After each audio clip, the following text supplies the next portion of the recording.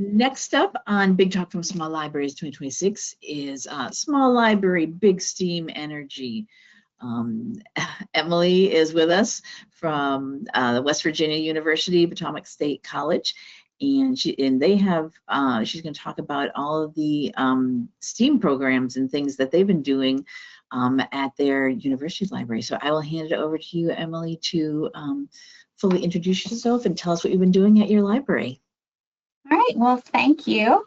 Yeah, my name's Emily Zumbrun. I am the Rural Entrepreneurship Librarian at WVU Potomac State College. That's just a long, hard to pronounce title for, I am kind of the reference, instruction, outreach librarian that focuses on our agriculture and business programs.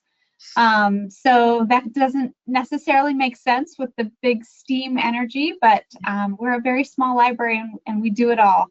And I've been noticing a theme today for being the accidental librarian, and that was definitely me. My undergraduate degree is in biology, so maybe that's kind of where some of this STEAM comes into effect. But I just fell into librarianship, and I've been doing this for about 18 years now, so a long time. Okay, so we're just going to talk about how my library has incorporated STEAM programming for our community and kind of providing this essential service that no other service in our community was providing. So just our agenda for today, we're going to talk about kind of the history and the background and why we got into this, how we're filling a need in our community, and then we're really going to get into the nitty-gritty of the logistics and some future goals of our programming and outreach, and then hopefully some tips and takeaways for you to incorporate this maybe into your library. I really like my presentations to be conversational, so as you have questions, please send them and feel free to interrupt me and we can answer questions as we go. Yeah. Okay, so just some history and background. Who are we and how did we get here? Potomac State College, we are a divisional campus of West Virginia University. We are located in Kaiser, West Virginia, which is in the eastern panhandle of the state. The population of Kaiser hovers just around 5,000, and our current FTE at Potomac State is 885. So we are definitely a very small rural library. Our library does service our student community, but also the city of Kaiser as a whole. There is a small public library in Kaiser, but they've been facing a lot of facilities and budgetary challenges the last several years and just have not been a stable force in the community. And we've kind of stepped up and taken over that role while they figure things out. The staff there has been a great partner to us as well. So I really do want to shout them out. But we've been providing a lot of the community needs at this time. We do have a very small library staff here at the college. We have 2 full-time library faculty, so myself and our library director. We have 2 full-time library staff. One is a 12-month employee, and then the other is full-time, but only for 10 months, so we don't get her during the summer. And we do also in our building have 3 full-time and 1 part-time academic support staff, but they don't really participate in the library events and programming.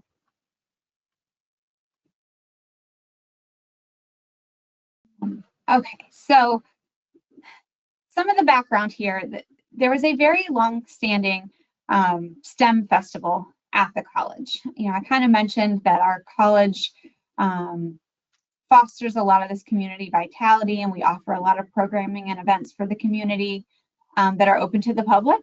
And one mainstay program was that annual STEM festival. It went on for over 12 years that my director and I could recall, with the exception of a couple of those dreadful COVID years where we couldn't offer programming. But we worked with faculty and community partners to offer a variety of stations all over campus during that STEM festival. There would be Lego robotics competitions. Our nursing program would do lots of health education. I mean, there's all kinds. The extension service provided several stations. There were probably 50 stations all over campus, and kids and families would come and go, and it was a huge event for the community. It often attracted over 500 attendees. So that's, I mean, for such a small community, that's a huge turnout. But with a lot of these kinds of programs, there was turnover within the organization that organized it, a lot of burnout, people doing the same things over and over and just didn't want to do it anymore.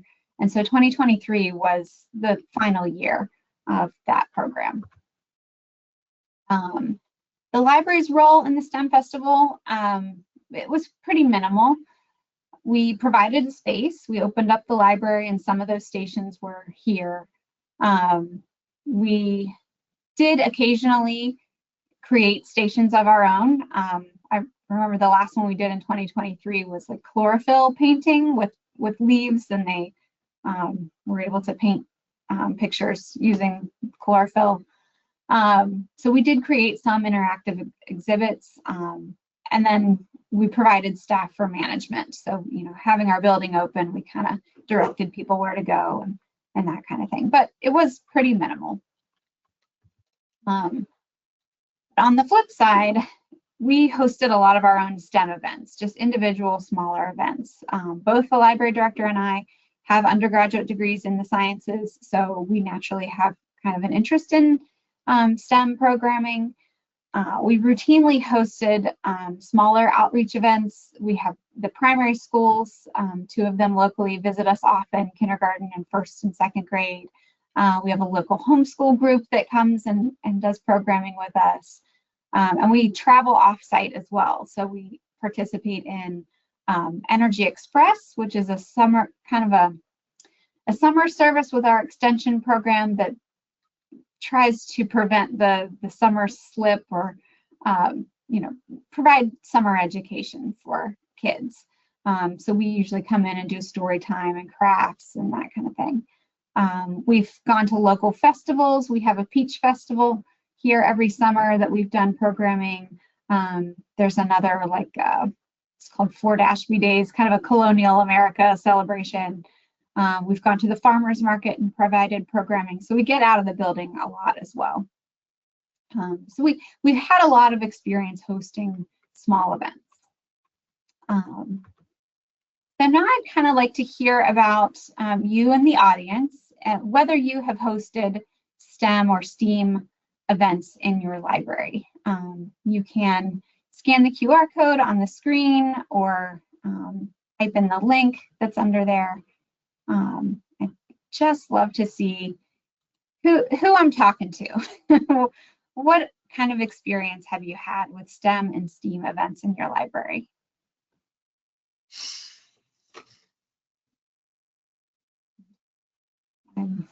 Yeah, go ahead and use that QR or the link. See some responses coming in. Good.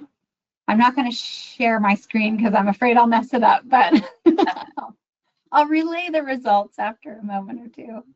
Most of the answers so far have been yes, several. So that's great. That's really great to hear that libraries are really embracing the STEM events. Libraries, I think, historically have been associated with the humanities. So it's really great to see that a lot of libraries are embracing this STEM events. Right now, it looks like we have 16 responses said yes, several, 4 said yes, just 1 or 2. 2 said no, but I'd like to, and no one said not interested. So that's wonderful. We do have some comments coming in the question section too of the GoToWebinar. Someone says, yes, we are the location, but extension staff does the programs once a month during the school year. Yeah, that's awesome. We do work with our extension staff, WVU Extension Service. I mean, we are part of WVU, so we're very connected with them, but they are so busy. So they don't do as much in our library as maybe I would like them to. And then let's see, we've got someone saying, no, we have not yet. No, but we do have STEM boxes to check out. So like, yeah. I would love to hear some more about that. That would be great. Yeah, circulating things. A few more would like to do more. And our children's staff does some STEAM and STEM programming. Awesome. Awesome. All right. Well, thank you for interacting. So now I kind of just want to talk about how we decided to fill this need in the community. And, you know, I mentioned that STEM Festival stopped in 2023. And so that was in the spring. During the summer and fall, I heard a lot of people asking, you know, well, when's the STEM Festival next year? Are we going to have the STEM Festival next year? I haven't seen any advertisement for it. And I hated that the answer was, well, there isn't one. There isn't one.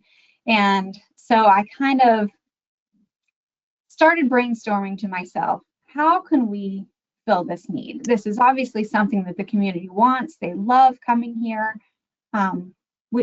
We can do something in the library. What can we do and how can we do it? So why the library? As library faculty, outreach and community engagement is part of our job.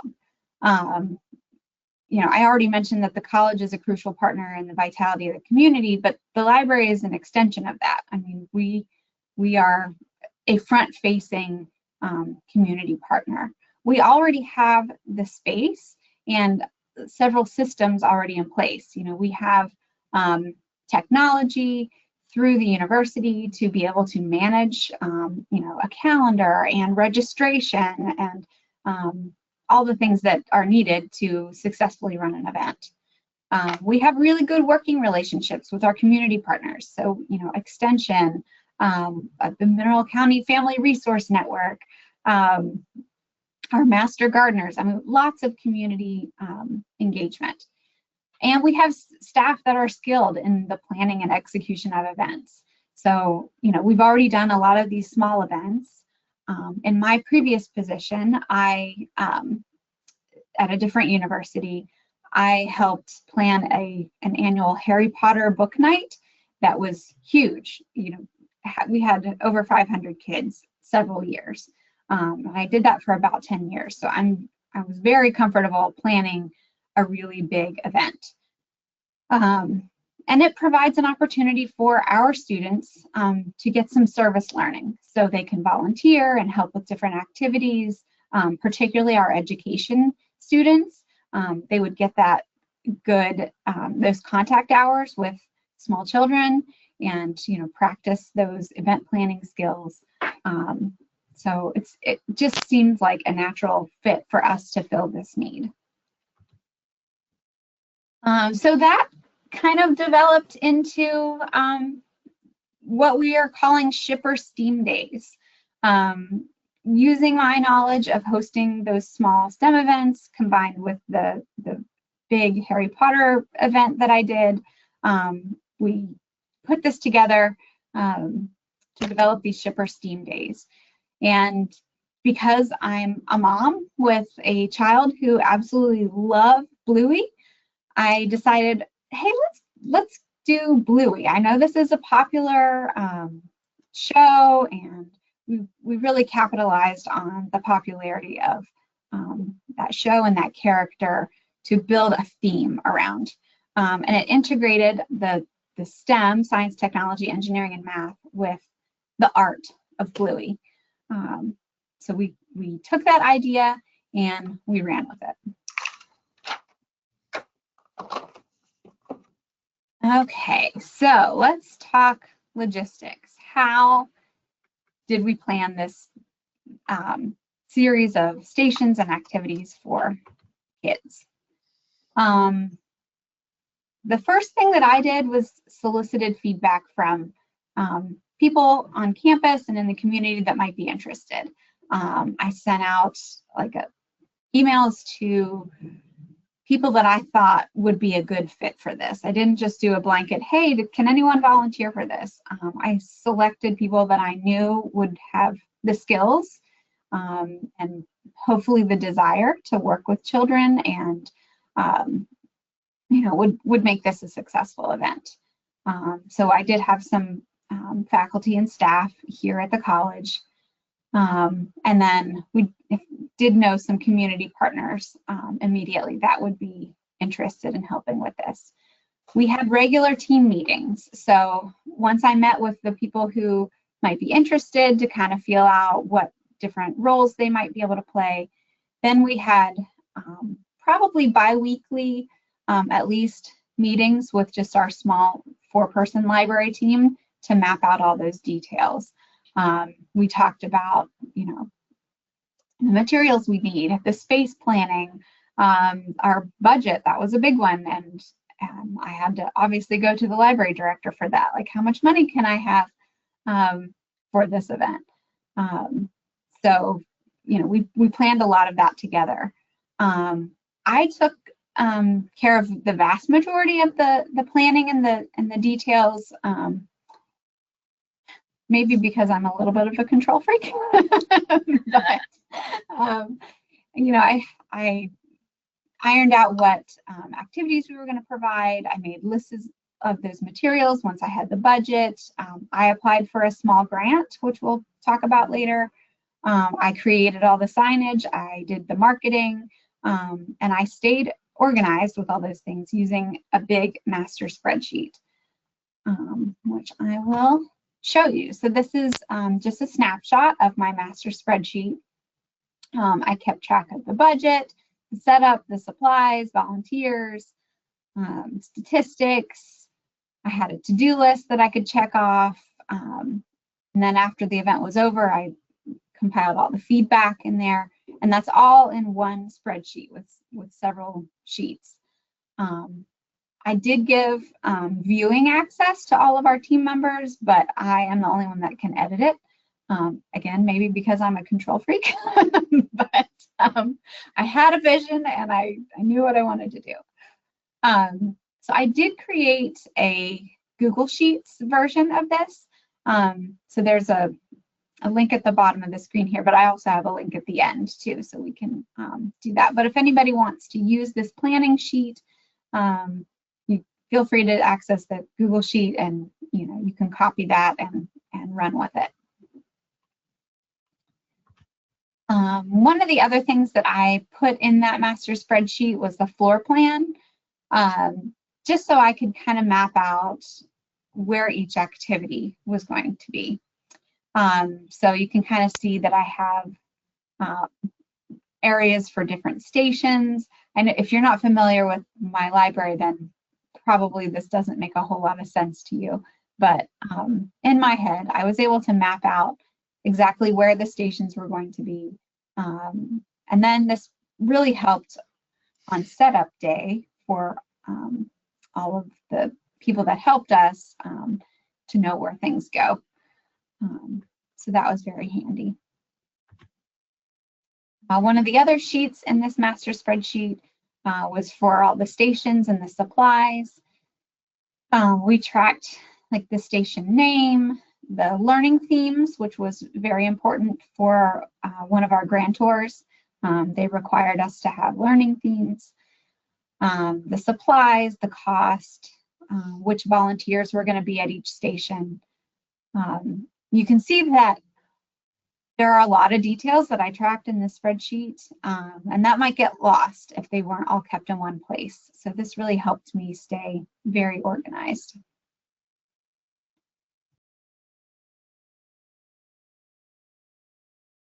So during this planning process, there were some key decisions that were made based on our previous experiences. We live in an area with a high need for food assistance, so snacks were essential. That was like my number one. We have to have snacks. And we wanted it to be a free event. That's, you know, very important to us as librarians, that everything that we have in the library is free. So although it was free, we did require registration because our budget was limited. And we only had supplies enough for 150 children. So we capped our registration at 150 children. We also had a photo liability waiver. We were a little worried about having children on campus and, you know, whether they would be allowed to, you know, what we could do with those photos that we would take.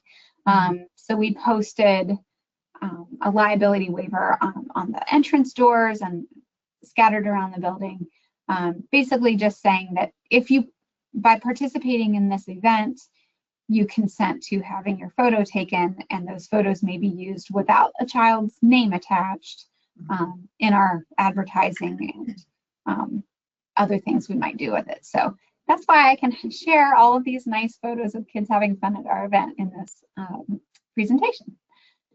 And finally, we required that parents accompany children. We didn't want any drop-offs, so that was made clear in all of our advertisements and in the registration form.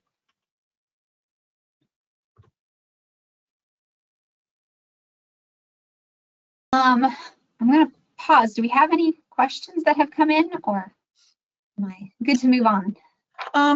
Let's see. No, we don't have any questions, but when you're asking about what people did for STEAM, we did have some other comments that came in. Oh, I think it was about the STEAM kits. And I've heard about this grant too that I've put out there. We were fortunate to receive an IEEE Science Kits for Libraries grant last year. Oh, very good. Do an annual grant. We integrate these kits into our weekly after-school programs. Okay. And someone else says I'm going to have to note that. Yeah, IEEE Science Kits for Libraries. Okay. They do have they have special programs specifically for getting science stuff to kids through libraries. Yeah. Awesome. Okay. Someone has monthly for grades 2 through 6 STEAM backpacks that they check out. Oh, okay. So it's another kit version. And someone else also does a STEAM day each summer. Robotics, Lego engineering, regular engineering. There's only 2 of us on staff. We're only open 20 hours a week, but for those that are wondering, and that's who we are here, we're the small libraries with hardly any staff. It is possible with a very small staff and no time. Also have very limited space. So if you have the desire, it can be done. Absolutely. I feel someone needs to submit a proposal for next year's Big Talk, or for an RSL conference coming up. March 6th is the deadline for that one. Anyway, back to you. Nice plug. Okay, so talking about, we have all these small libraries with small staff and small budgets, and it can be done, but we can't do it on our own. So partnerships are essential. We relied on some educational partnerships in our community. Just down the road, maybe about an hour from Kaiser, is the National Youth Science Academy in Davis, West Virginia. And they are absolutely wonderful to work with. There's a picture here of one of their scientists. They have some mobile units that they bring. This was a bike that kids can ride and use the kinetic energy to turn on light bulbs. They also had remote controlled, like, omnidirectional robots. If anybody's familiar with the BB-8 robot at Walt Disney World, it's kind of like that. So they brought some of those, and kids were, playing with those in the library. So they've been a wonderful partner, absolutely wonderful. They came to the STEM festival when we had that, and they've continued to participate in our Chipper STEAM days. So we're very thankful for their partnership. We partnered with the Mineral County Master Gardeners. So they manned a gardening station, at our first Shipper STEAM Days, and I'm hoping to bring them back again this year. Our library director had a friend at Dinosaur Park at Prince George's County Parks and Recreation, and that's out of Maryland, which if you're familiar with the geography of Maryland and West Virginia, we're very close. I actually live in Maryland, even though I work in West Virginia. So yeah, his friend came from Dinosaur Park and brought all kinds of fossils. They had a fossil dig station, which was a huge hit with the kids. And then of course our wonderful faculty here on campus, particularly our STEM faculty. We had a physics professor come and do Keepy Uppy, which is in Bluey, it's an episode where they hit the balloon up in the air and they can't touch the floor. And so she was showing some different ways to, like with the hair dryer and how the air forces the balloon up, and they did some sink float activities. It was really cool. So other than just our people and our community members pitching in to provide activities, we had financial partnerships because our budget is so small. So the most important, I think, partnership to begin, we started with Remake Learning Days, which is an organization that promotes hands-on learning for kids.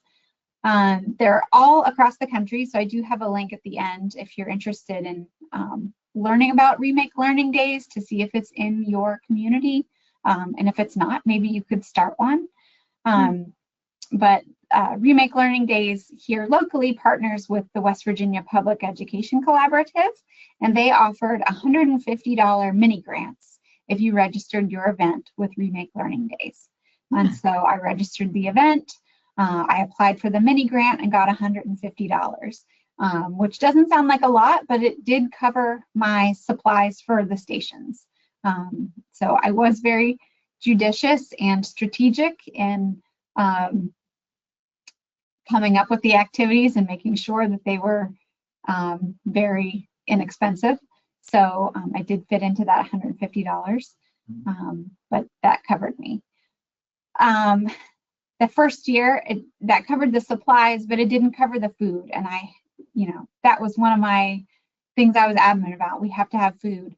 And so I bugged a local business to give us money to cover the cost of cupcakes and water. And I think we got like a fruit and nut mix. I wanted to make sure I had a gluten-free option. And we had goldfish crackers. So the local business covered that. The second year we did this program, we got a much larger grant from the J. Norman and Margaret J. Reeves Foundation, which is a local organization. We got $500 from them. And so that we were able to expand and do more stations, more activities. We were able to buy some nice photo backdrops and some other decor that was going to be perennial, we could use over and over. And then our alumni association bought us a Bluey costume so that we could have someone dress up as Bluey and the kids could take pictures with Bluey. And that was the biggest complaint from year number one, is that where's Bluey? So we had to have a Bluey.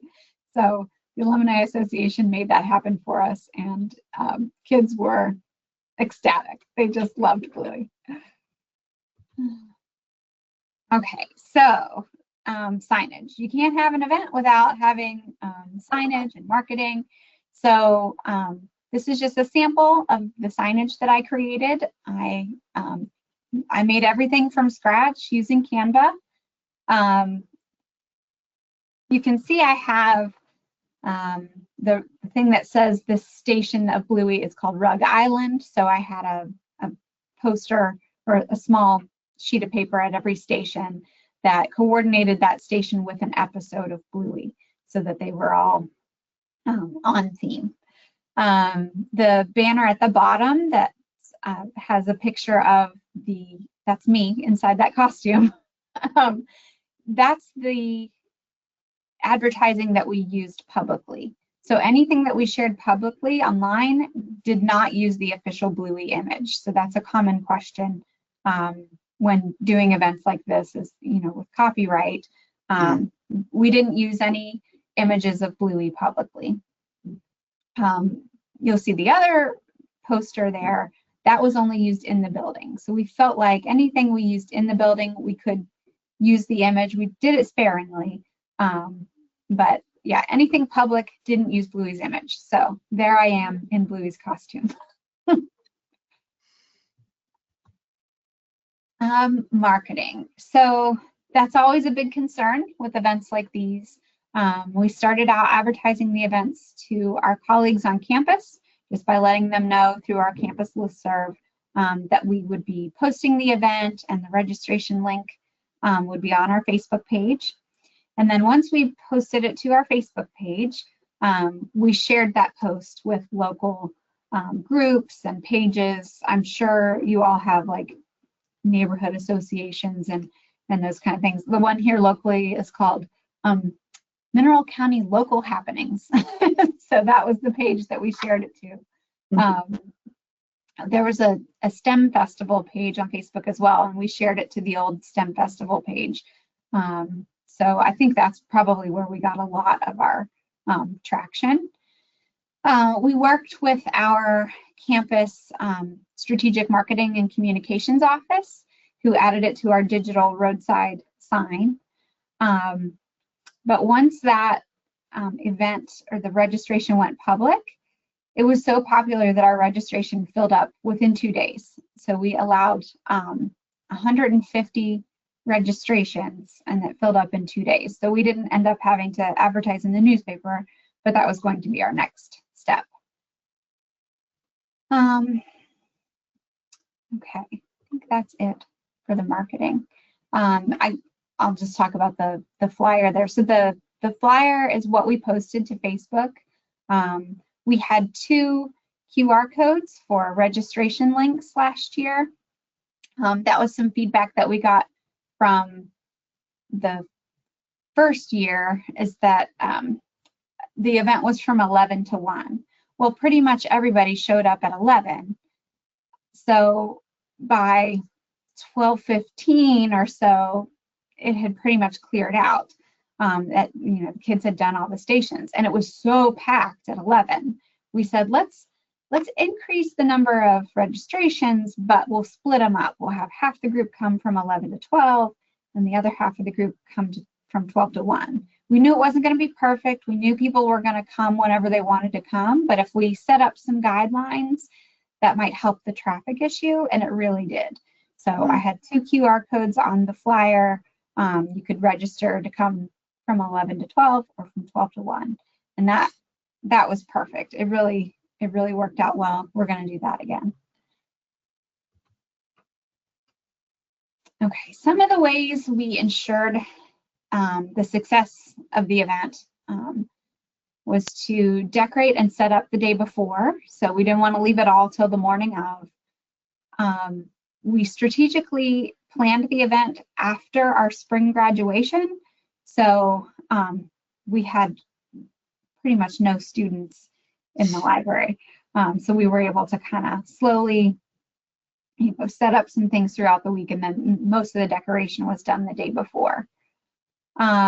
We arrived early on the day of the event for just last minute preparation. I remember I was setting up signs outside for parking, putting balloons on our sandwich board outside. So it was nice to be able to have plenty of time to do those last minute things. We allowed volunteers to take ownership of their stations. So I had volunteers come an hour before. I trained them all really quickly. This is how your station goes. I had printed out instructions with pictures of how to, make a craft, or, mix up the slime, or, whatever the activity was. And then I just let the volunteers go for it. And they did a great job. And we were prepared to be flexible, especially that first year when we hadn't done anything big like that before. I was ready to, change things at the last minute if needed. Having that mindset really helped us be successful, I think. And it was a huge success. Like I mentioned earlier, the registrations filled within 2 days. We had 150 kids registered, and we had 150 kids and their families attend. Now that seems like, well, those numbers don't, like, how could nobody not show up? Well, we had a wait list. And so if someone canceled their registration, then the person on the wait list would be emailed that they'd be able to come. We also allowed some walk-ins. Even though our sandwich board outside said, you know, pre-registration required, there were still some walk-ins, and we allowed for that. The next year, we increased the openings, the registration openings, to 250 because we got that bigger grant. We were able to purchase more supplies. That second year, those registrations filled up in 2 weeks. We ended up with about 175 participants last year out of the 250 that registered. And our assumption is that was because there was a historical severe flooding event the week of our Shipper Steam Days that it made national news. So maybe some of you heard about Westernport, Maryland flooding last year. So we assumed that many of those people were taking care of cleanup and weren't able to come. We contemplated not having the event or, you know, postponing it, but we felt like our campus wasn't impacted. You know, we could still safely hold the event, and people needed something to look forward to. It was really a really hard time in our community that week, and so we felt like, well, if we can do this safely, then we owe it to these kids to offer something fun for them to do. So that's what we did. Assessment. Okay, so even though, like, we could tell people were having a wonderful time, and, you know, it was a success in our minds. Any good librarian has an assessment plan. So we aimed to assess the participant satisfaction and maybe their preferences to improve or change our events for the next year. So Remake Learning Days, since we were partnering with them and they gave us the mini grant of $150, they provided feedback forms that they required attendees complete. They were not helpful to us.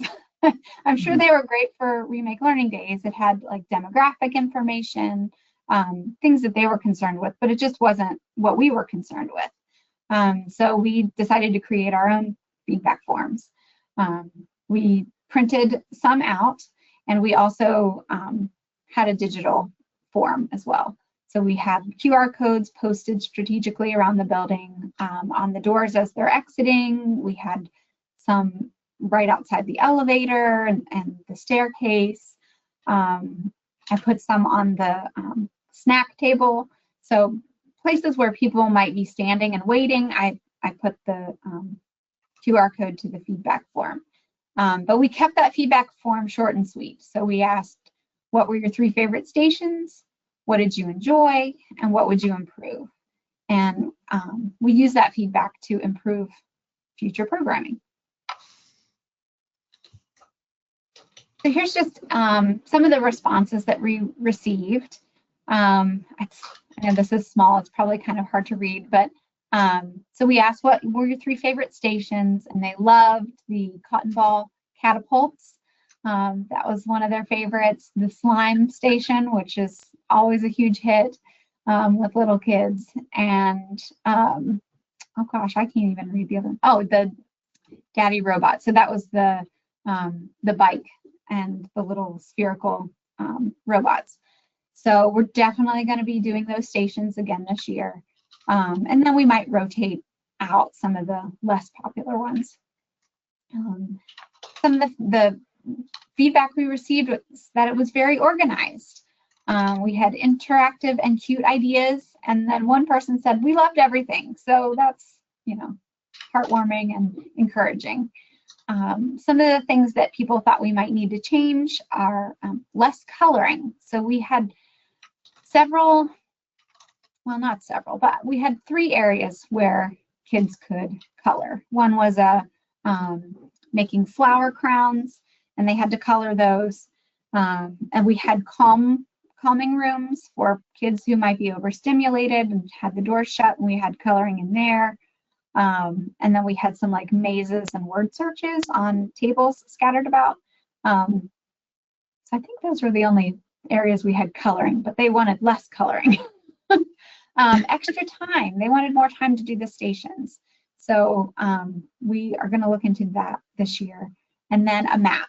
So we did have a poster by the stairs and elevator that said like what was on each floor, but maybe slipping a map into the little goodie bag that they get when they check in, that might be helpful. So we're going to think about that this year as well.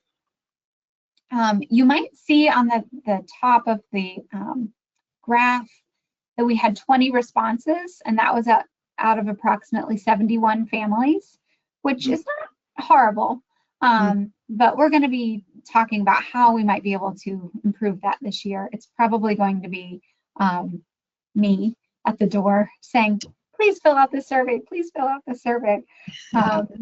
Maybe we can offer some kind of incentive if they fill out the survey and put their email. Maybe we can give them a gift card or something. I'm not sure exactly how we're going to do that, but we're going to try to incentivize the feedback forms. Our future goals. So we've had such great success with this Bluey program. We've brainstormed and tried to think of how we could expand these educational opportunities for our community. We offered this past fall a new Shipper STEAM Days event called Di-November. We invited the partners back from Dinosaur Park to show off their fossils, and we had a story time for little kids with a craft, and then simultaneously we did a screening of an episode of the BBC's Walking with Dinosaurs for the older kids and adults. And then we had a Q&A with those paleontologists from Dinosaur Park. That was a big hit too. We used the same tactics that we used for Bluey, with having an organized plan. I created another master spreadsheet with all the different sheets. We did the same social media marketing, and the same assessment questions, and it seemed to go off without a hitch. So, what are we doing this year and beyond? We are hoping to make Bluey even bigger and better. As our third year, we're seeking additional grant opportunities to expand. So we did apply for that Reeves grant again, the $500 grant, and we did not get that. We did get our Remake Learning Days, or well, maybe I'm speaking too soon. I'm assuming that we're getting the Remake Learning Days grant because we've gotten it several years in a row. But we have some others that we're applying for. So hopefully being able to expand and offer more stations, have it on all 3 floors of our library, not just the top 2. So we're looking forward to that. We're definitely doing Di-November again. So that'll be coming up in November. And then we are actively brainstorming and seeking additional partnerships to do more events, particularly over the summer. We really want something for kids to do while they're not in school, and also while we don't have college students here in the library. It makes it a little easier for us because outreach is not my only job. I do a lot of other things too. So summer would be the best time. So it's just some final tips and takeaways of how you might be able to have a successful STEAM program. I'd say start small. Start with those smaller singular events with a small amount of children, and build up to the big events. Seek those community partners. Those are invaluable to your success. Apply for the outside funding if you need it. That is constantly a battle with small libraries, is those small budgets. And community partners or community funding is, they're often looking for things to fund. So don't be shy about, asking people, do you know of any funding opportunities? Stay organized. That's, you know, my love language is organization. Designating a project manager. So I didn't really touch on that too much, but the day of our events, I'm the project manager. So I'm not doing a specific station. I am going around and making sure everything's going smoothly, putting out little fires here and there. What do you need? What can I help with? And having that kind of floating project manager is essential. Otherwise, you know, you might have to leave your station to go get a supply that you forgot. So I definitely recommend that. And learn from your mistakes. That assessment is a really crucial piece. And learning from your participants and what they liked and what they didn't like, what worked for you, what didn't work for you, and continuously improve. So here are just links to some of the resources I mentioned. RemakeLearningDays.org. Check that website out. See if you have a Remake Learning Days in your area that you could partner with. They also help with marketing. They're really, really big help with marketing. So if that is a challenge for your library, then Remake Learning Days could be a real asset there. And then the other is just that Google spreadsheet if you think you might need something like that. So I guess at this point I'm open for any other questions if anybody has any. Sure. Yes, we do have some comments and suggestions and things that have come in. Yes, if anybody does have any questions you want to ask of Emily about any of the things they did for their STEAM days, or you have ideas to share about what you did at your libraries, please do type into the questions section of our GoToWebinar interface there.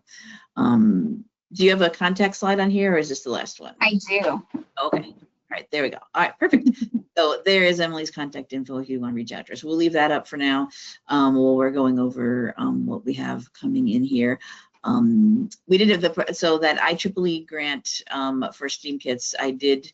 The person did comment, and I did see too that it is for Midwest libraries. It's for their region 4. So there's a specific grant. There's specific regions for IEEE. So that's for specific states. So if you do go looking for that, maybe look for ones in your areas. So, but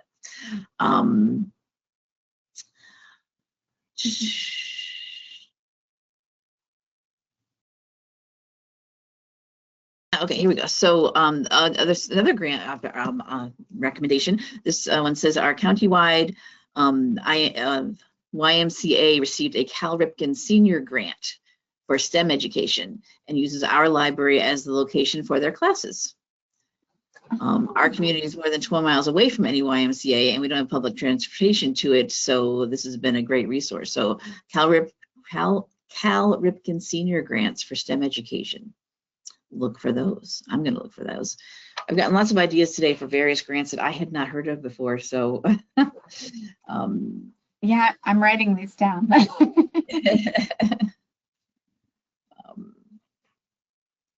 it is yes, STEM.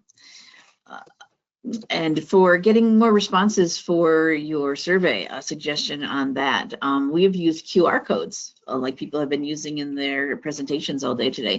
People are very much, you know, on their phone, using their phones for lots of things, and it is so convenient to just do a quick snapshot. It's up, it pops up easy.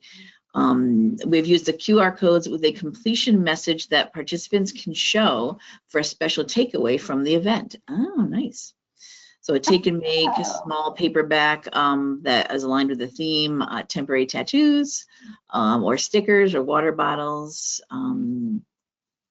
Nice. Yeah, I love that idea. Giving away stuff, people love that, yeah. Mm-hmm.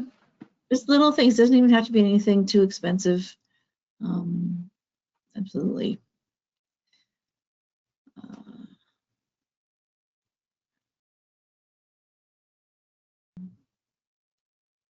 Okay.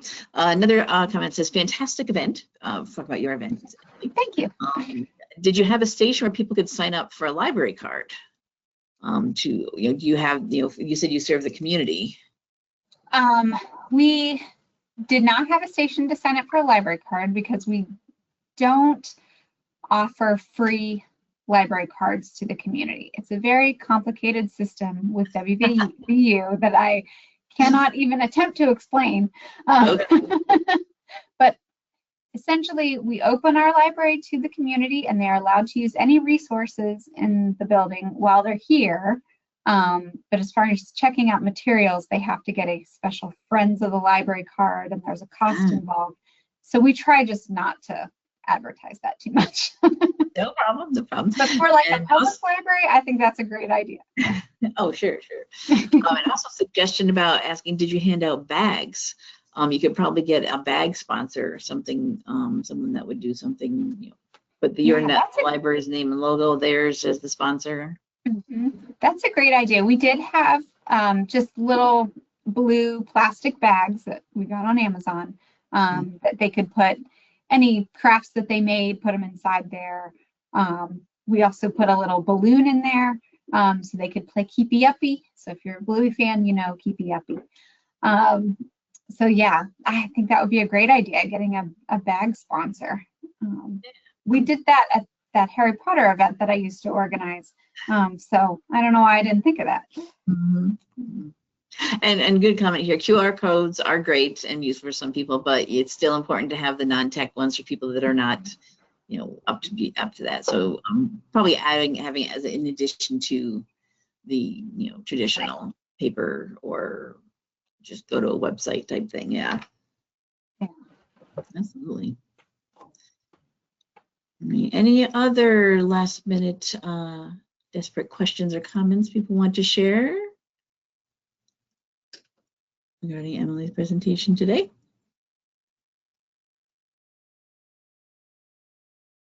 If you have questions, like specific questions about how we did certain things, please feel free to email me. I think all of us librarians are very happy to share our knowledge, and if you can take some of these ideas and run with them, that would be awesome. So yeah, absolutely. Feel free to reach out. Great. All right. Thank you very much, Emily. This is looks like a lot of fun things you're doing there in the library. And it's great to bring in the community into the college. Well, thanks for having me.